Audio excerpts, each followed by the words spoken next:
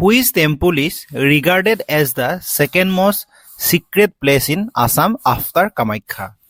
কামাখ্যাৰ পিছত অসমৰ কোনটো মন্দিৰক দ্বিতীয় পবিত্ৰ স্থান হিচাপে গণ্য কৰা হয়? কাৰেক্ট এনচাৰটো হ'ব অপশ্যন এ দীৰ্ঘেশ্বৰী টেম্পল। দীৰ্ঘেশ্বৰী টেম্পল বা দীৰ্ঘেশ্বৰী দেৱালয় গুৱাহাটীৰ হিতাচল পাহাৰত অৱস্থিত আৰু এই মন্দিৰটো 1714 চনত শিৱসিংহই নিৰ্মাণ কৰিছিল আৰু এই মন্দিৰটো বছৰেকীয়া দুৰ্গা পূজাৰ বাবে বিখ্যাত। Assamese women weave fairy tales in their clothes. Who said this? অসমীয়া নাৰীয়ে কাপোৰত সপোন ৰচিব পাৰে। উক্ত কথাষাৰ কোনে কৈছিল? কাৰেক্ট এনচাৰটো হ'ব অপশ্যন ডি মহাত্মা গান্ধীয়ে। Who wrote the collection of short stories, Osanto Electron, published in 1962, which introduced a modern style to Assamese short story writing?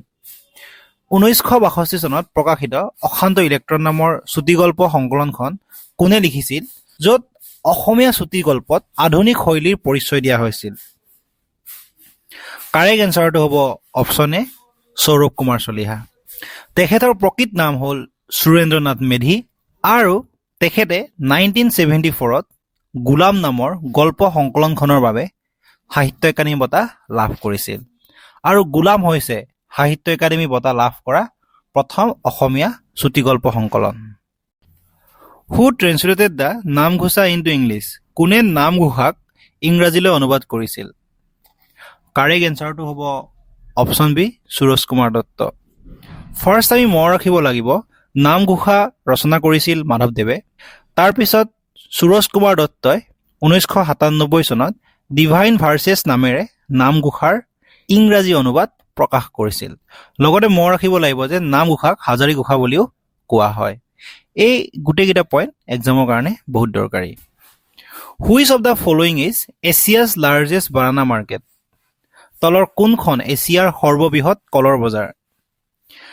Correct এনচাৰটো হ'ব option A Darangiri market. Darangiri বজাৰ গোৱালপাৰা জিলাত অৱস্থিত। এতিয়া আহিছোঁ নেক্সট কুৱেশ্যনলৈ।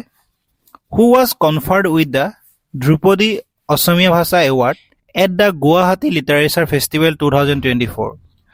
2024 বৰ্ষত গুৱাহাটী সাহিত্য মহোৎসৱত ধ্ৰুপদী অসমীয়া ভাষা বঁটা কাক প্ৰদান কৰা হয়? কাৰেক্ট এনচাৰটো হ'ব অপশ্যন এ ডক্টৰ নগেন শইকীয়া। লগতে মনত ৰাখিব লাগিব যে তেখেতে ৰচনা কৰা আন্ধাৰত নিজৰ মুখ গল্প সংকলনখনৰ বাবে তেখেতক 1997 চনত সাহিত্য একাডেমী বঁটা প্ৰদান কৰিছিল আৰু অসমীয়া মানুহৰ ইতিহাস গ্ৰন্থখন তেখেতে ৰচনা কৰিছিল। এই দুখন বুকছ এক্সামৰ কাৰণে বহুত দৰকাৰী। Which Ahom king build the Navagraha temple which is dedicated to the 9 planets of the solar system? কোনজন আহোম ৰজাই সৌৰজগতৰ 9টা গ্ৰহৰ বাবে উৎসৰ্গিত নৱগ্ৰহ মন্দিৰ নিৰ্মাণ কৰিছিল? কাৰেক্ট এনচাৰটো হ'ব অপশ্যন বি ৰাজেশ্বৰ সিংহ। এই মন্দিৰ গুৱাহাটীৰ চিত্ৰাচল পাহাৰত অৱস্থিত। তাৰ পাছত which article of the Indian constitution provides the right to free and compulsory education to all the children between the age group of 6 to 14 years? ভাৰতীয় সংবিধানৰ কোনটো অনুচ্ছেদে 6 পৰা 14 বছৰৰ ভিতৰৰ সকলো শিশুকে বিনামূলীয়া আৰু বাধ্যতামূলক শিক্ষাৰ অধিকাৰ প্ৰদান কৰিছে?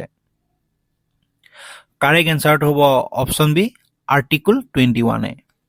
Which parva of Mahabharata mentions the valour of Bhagadatta? মহাভাৰতৰ কোনটো পৰ্বত ভগদত্তৰ বীৰত্বৰ কথা উল্লেখ আছে? কাৰেক্ট এনচাৰটো হ'ব option B Drona parva, the book of the Drona. Overall মহাভাৰতত 18টা পৰ্ব আছে। During the reign of which Ahom king did the Moamoria rebellion begin? Moamoria বিদ্ৰোহ কোনজন আহোম ৰজাৰ দিনত আৰম্ভ হৈছিল? কাৰেক্ট এনচাৰটো হ'ব অপশ্যন এ লক্ষ্মীসিংহ।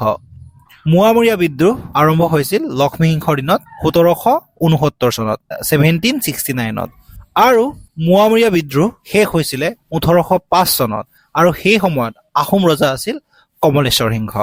চ' মোৱামৰীয়া বিদ্ৰোহ কমলেশ্বৰ সিংহৰ দিনত শেষ হৈছিলে। এই গোটেইকেইটা পইণ্ট এক্সামৰ কাৰণে দৰকাৰী। Which district in Assam achieved the first position in Gunotsav 2023? 2023 বৰ্ষৰ গুণোৎসৱত অসমৰ কোনখন জিলাই প্ৰথম স্থান লাভ কৰিছিল? কাৰেক্ট এনচাৰটো হ'ব অপশ্যন বি শিৱসাগৰ জিলা।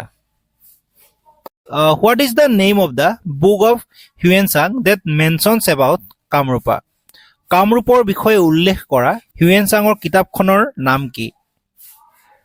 কাৰেক্ট এনচাৰটো হ'ব option B Chiuki. Who is the engineer and notable novelist from Assam known for writing the famous historical novel জংগম? বিখ্যাত ঐতিহাসিক উপন্যাস জংগম ৰচনাৰ বাবে পৰিচিত অসমৰ অভিযন্তা আৰু উল্লেখযোগ্য উপন্যাসিক কোন? কাৰেক্ট এনচাৰটো হ'ব অপশ্যন চি দেৱেন্দ্ৰনাথ আচাৰ্য। তেখেতে 1984ত জংগম উপন্যাসৰ বাবে সাহিত্য একাডেমী বঁটা লাভ কৰিছিল আৰু 1979ত তেখেতে ৰচনা কৰা কালপুৰুষ উপন্যাসখনৰ বাবে তেখেতক আসাম প্ৰকাশন পৰিষদ বঁটা প্ৰদান কৰা হৈছিল। চ' তেখেতে দুখন গুৰুত্বপূৰ্ণ বুক ৰচনা কৰিছিলে, এখন হ'ল জংগম, এখন হ'ল কালপুৰুষ। এই দুইখন book exam point of view দৰকাৰী। Who was the ruler of the Pragjyotispur kingdom during the Kurukshetra war according to the epic Mahabharata? Mahabharata মহাকাব্য অনুসৰি কুৰুক্ষেত্ৰ যুদ্ধৰ সময়ত প্ৰাগজ্যোতিষপুৰ ৰাজ্যৰ শাসক কোন আছিল? কাৰেক্ট এনচাৰটো হ'ব অপশ্যন ডি ভগদত্ত। ভগদত্ত হৈছে নৰকাসুৰৰ পুত্ৰ। কামৰূপৰ ৰজা ভগদত্তই কুৰুক্ষেত্ৰ যুদ্ধত ভাগ লৈছিল আৰু তেওঁ কৌৰৱৰ ছাইডত ছাপৰ্ট কৰিছিলে।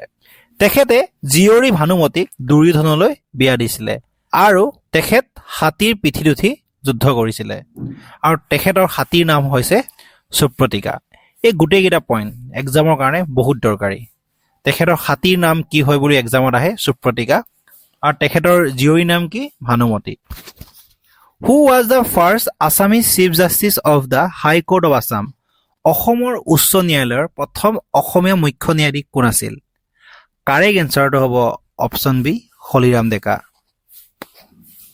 The literacy rate of Assam according to 2011 census is 2011 চনৰ লোকপিয়ল মতে অসমৰ সাক্ষৰতাৰ হাৰ কিমান? কাৰেক্ট এনচাৰটো হ'ব অপশ্যন এ 72.19%। আৰু ভাৰতৰ ৰাজ্যসমূহৰ ভিতৰত সাক্ষৰতাৰ ক্ষেত্ৰত অসমৰ স্থান 26 নম্বৰত। Name the Brahmaputra after entering Bangladesh? বাংলাদেশত প্ৰৱেশ কৰাৰ পিছত ব্ৰহ্মপুত্ৰৰ নাম কি? কাৰেক্ট এনচাৰটো হ'ব অপশ্যন ডি যমুনা। ফাৰ্ষ্ট আমি মনত ৰাখিব লাগিব যে ব্ৰহ্মপুত্ৰৰ মেইন চ'ৰ্চটো হৈছে উৎসটো হৈছে মানস সৰোবৰৰ আংশিক গ্লেছিয়াৰ, আৰু টিবেটত ব্ৰহ্মপুত্ৰৰ নাম হ'ল চেংপো, আৰু চাইনাত ইয়াৰলুং জেংবো, আৰু যেতিয়া ব্ৰহ্মপুত্ৰ অৰুণাচলত সোমায় তেতিয়া আপাৰ কৰ্চত ব্ৰহ্মপুত্ৰৰ নাম হ'ল চিয়াং আৰু লোৱাৰ কৰ্চত ব্ৰহ্মপুত্ৰৰ নাম হ'ল দিহাং, আৰু যেতিয়া এই নদী অসমত সোমায় তেতিয়া ইয়াৰ নাম হ'ল ব্ৰহ্মপুত্ৰ বা লুইত, আৰু যেতিয়া ব্ৰহ্মপুত্ৰ বাংলাদেশত সোমায় তেতিয়া ব্ৰহ্মপুত্ৰৰ নাম হ'ল যমুনা, আৰু গংগা যেতিয়া বাংলাদেশত সোমায় গংগাৰ নাম হ'ল পদ্মা। আৰু গংগা আৰু ব্ৰহ্মপুত্ৰ কম্বাইন হৈ যোনটো ৰিভাৰ ফৰ্ম কৰে তাৰ নামটো হ'ল মেঘনা। পাছত মেঘনা বে অফ বেংগলত ডিচাৰ্জ কৰে। লগতে মনত ৰাখিব লাগিব যে ব্ৰহ্মপুত্ৰ তিনিখন কাণ্ট্ৰিৰ মাজেৰে পাৰ হৈ যায়, ইণ্ডিয়া, চাইনা আৰু বাংলাদেশ। চ' এই গোটেইকেইটা point exam point of view বহুত দৰকাৰী। The tantric text Yogini Tantra is dedicated to the worship of two goddesses, one is Kali and the other one is? তান্ত্ৰিক গ্ৰন্থ যোগিনী তন্ত্ৰ দুগৰাকী দেৱীৰ পূজাৰ বাবে উৎসৰ্গিত, এটা হ'ল কালী আৰু আনটো কোন? কাৰেক্ট এনচাৰটো হ'ব অপশ্যন ডি কামাখ্যা। চ' এটা হ'ল কালী আৰু আনটো হ'ল কামাখ্যা দেৱী। তাৰ পাছত the Assamese novel Chanakya which won the Sahitya Akademi award in 2019 was written by which author? 2019 চনত সাহিত্য একাডেমী বঁটা লাভ কৰা অসমীয়া উপন্যাস চাণক্য কোনজন লেখকে ৰচনা কৰিছিল? কাৰেক্ট এনচাৰটো হ'ব option C Jayashree Goswami Mahanta. The Baikhu festival is celebrated by which community in Assam? Baikhu উৎসৱ অসমৰ কোনটো জনগোষ্ঠীয়ে পালন কৰে? কাৰেক্ট এনচাৰটো হ'ব অপশ্যন চি ৰাভাসকলে। The novel Abhijatri is based on the life and deeds of which of the following? Abhijatri উপন্যাসখন তলৰ কাৰ জীৱন আৰু কৰ্মৰ আধাৰত ৰচনা কৰা হৈছে? কাৰেক্ট এনচাৰটো হ'ব অপশ্যন চি, চন্দ্ৰপ্ৰভা শইকীয়ানী। নিৰুপমা বৰগোহাঁয়ে অভিযাত্ৰী উপন্যাসখনৰ বাবে 1996 চনত সাহিত্য একাডেমী বঁটা লাভ কৰিছিল। The Namdang stone bridge built in 1703 during the reign of Ahom King Rudrasingha is how long? Ahom ৰজা ৰুদ্ৰসিংহৰ দিনত 1703 চনত নিৰ্মিত নামদাঙৰ শিলৰ সাঁকো কিমান দীঘল? কাৰেক্ট এনচাৰটো হ'ব অপশ্যন বি, 60 মিটাৰ, 60 মিটাৰ। এই দলংখন শিৱসাগৰ জিলাত অৱস্থিত আৰু 1703 চনত আহোম ৰজা ৰুদ্ৰসিংহৰ দিনত বংগদেশৰ কাৰিকৰী হতুৱাই এই দলংখন নিৰ্মাণ কৰা হৈছিল। আৰু এই দলংখনৰ প্ৰধান বিশেষত্ব হ'ল এই দলংখন এটা মাথো শিলকে কাটি কাটি তৈয়াৰ কৰা হৈছিল। Where is Assam's only fishery college of fishery science located? অসমৰ একমাত্ৰ মীন বিদ্যালয়, মীন বিজ্ঞান মহাবিদ্যালয় ক'ত অৱস্থিত? কাৰেক্ট এনচাৰটো হ'ব অপশ্যন বি, ৰহাত। What was the first Assamese children's magazine? প্ৰথম অসমীয়া শিশু আলোচনী কি আছিল? কাৰেক্ট এনচাৰটো হ'ব অপশ্যন বি, ল'ৰা বন্ধু। আৰু এই আলোচনীখনৰ সম্পাদক আছিল কৰুণাভিৰাম বৰুৱা। আৰু এই আলোচনীখন পাব্লিছ হৈছিলে 1888 চনত, 1888ত। Which of the following is the largest circulated Assamese magazine? তলৰ কোনখন অসমীয়া আলোচনী সৰ্বাধিক প্ৰচাৰিত আলোচনী? কাৰেক্ট এনচাৰটো হ'ব অপশ্যন চি, বিস্ময়। এই আলোচনীখন 1968ত গুৱাহাটীৰ পৰা পাব্লিছ হৈছিলে। এই আলোচনীখনৰ সম্পাদক আছিল শশী ফুকন। ৰিচেণ্টলি তেখেতৰ দেহাৱসান ঘটিছিল।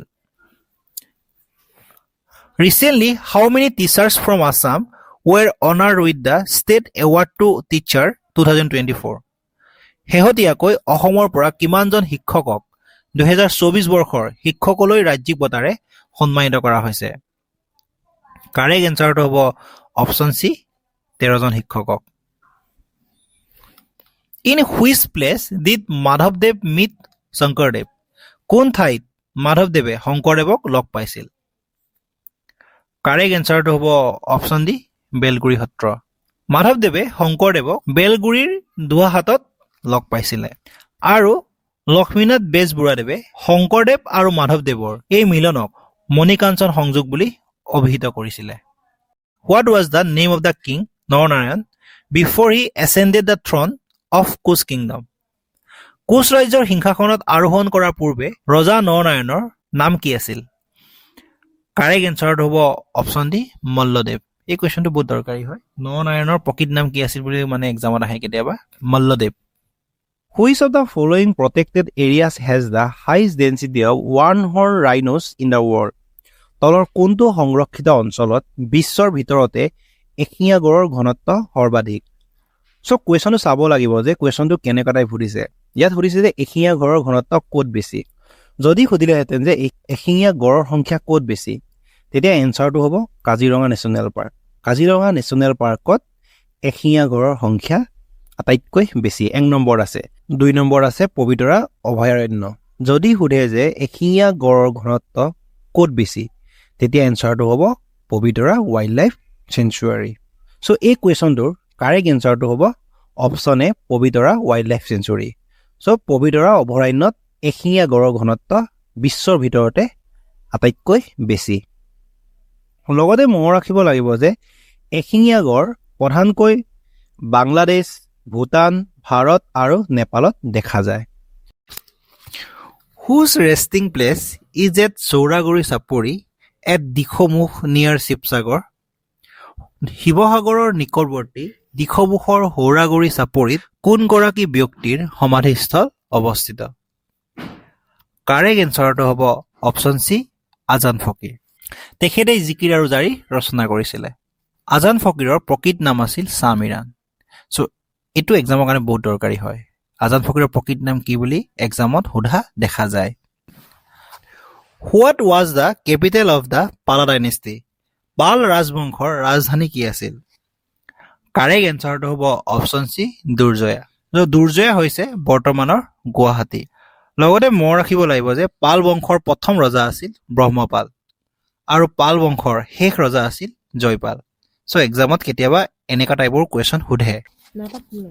দ্য দেও পৰ্বত archaeological site known for its ruin of a stone temple with sculptural representations from texts like the Ramayana and Mahabharata is located in which district of Assam?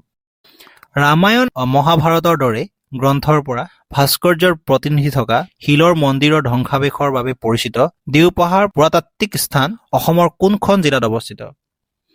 Correct এনচাৰটো হ'ব অপশ্যন চি গোলাঘাট জিলাত। আৰু এই পাহাৰটো কিছুমান লোকে জৰাখণ্ড পাহাৰ বুলি কয়। সেই অনুসৰি একালত মগধৰ ৰজা জৰাখণ্ডই শ্ৰীকৃষ্ণৰ সৈতে যুদ্ধ কৰোঁতে এই পাহাৰটোতে বাহৰ পাতিছিল। In which of the following year T was discovered in Assam? কোন চনত অসমত চাহ আৱিষ্কাৰ কৰা হৈছিল? কাৰেক্ট এনচাৰটো হ'ব অপশ্যন বি 1823 চনত। 1823 চনত স্কট অভিযানকাৰী ৰবাৰ্ট ব্ৰুছে আকস্মিকভাৱে চাহৰ আৱিষ্কাৰ কৰিছিল। লগতে মনত ৰাখিব লাগিব যে চাৰ্লছ আলেকজেণ্ডাৰ ব্ৰুছক ভাৰতৰ চাহ উদ্যোগৰ পিতৃপুৰুষ বুলি জনা যায়।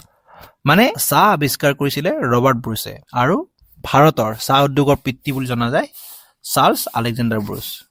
চাৰ্লছ আলেকজেণ্ডাৰ ব্ৰুছ হৈছে ৰবাৰ্ট ব্ৰুছৰ ভাতৃ। লগতে মনত ৰাখিব লাগিব যে চাহৰ বৈজ্ঞানিক নাম হ'ল camellia চিনেচিছ। When the president's rule was imposed on Assam after independence? স্বাধীনতাৰ পাছত কেতিয়া অসমত প্ৰথম ৰাষ্ট্ৰপতিৰ শাসন জাৰি কৰা হৈছিল? কাৰেক্ট এনচাৰটো হ'ব অপশ্যন বি 1979ত। হু ৰোট কীৰ্তন ঘোষা? কীৰ্তন ঘোষা কোনে ৰচনা কৰিছিল? কাৰেক্ট এনচাৰটো হ'ব অপশ্যন এ শ্ৰীমন্ত শংকৰদেৱ। নামঘোষা ৰচনা কৰিছিলে মাধৱদেৱে আৰু কীৰ্তন ঘোষা ৰচনা কৰিছিলে শ্ৰীমন্ত শংকৰদেৱে। Hajo is considered as the conference of the three religion?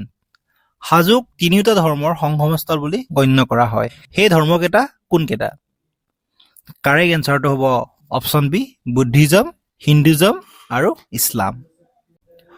Who is also' known as the Gyanmalini kobi in Assamese literature? কাক অসমীয়া সাহিত্যত জ্ঞানমালিনীৰ কবি বুলি জনা যায়?